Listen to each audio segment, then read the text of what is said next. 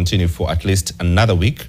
A meeting convened in Parliament on Tuesday to end this crisis that has affected hundreds of thousands of students ended abruptly. Another one has now been slated for next Tuesday. NTV's David Muthoka was in Parliament and has returned with this story.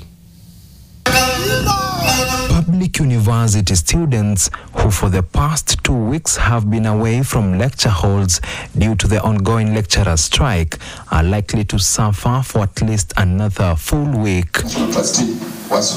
This is after a meeting that was held on Tuesday morning in Parliament to find ways of ending the strike only lasted a few minutes before ending abruptly.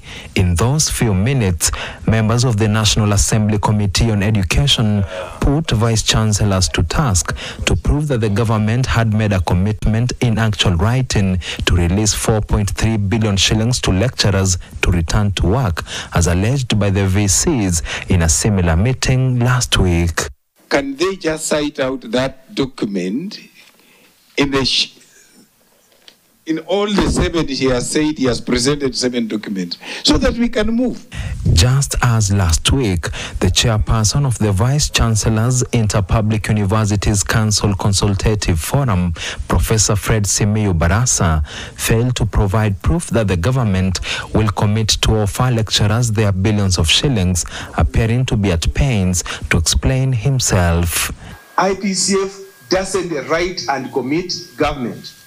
We are very bitter because the children of this country are out there suffering. No Chair. one is bitter, they are concerned. No, we are bitter. We are concerned. We are bitter, Chair.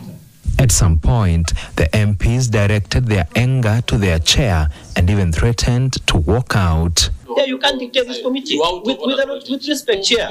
Out of order. Chair, in Senate, the procedure is... This is not the Senate. Tinderet lawmaker Julius Meli eventually adjourned the meeting and announced that he will convene another meeting next week, where he will invite top officials from the Ministries of Education, Labour and Treasury to clear the air on the elusive document. Strike continues unabated. Can you strike until we strike a deal? Strike continues unabated. Let nobody threaten you. Those ones I will wipe just by one sentence in a return to work formula. It is the second time this year that the lecturers are in the streets. With this stalemate on the public universities lecturer strike set to persist for yet another week, students are set to continue to bear the brunt of the strike by staying out of lecture halls. David Muthoka, NTV from Bunge Towers, Nairobi.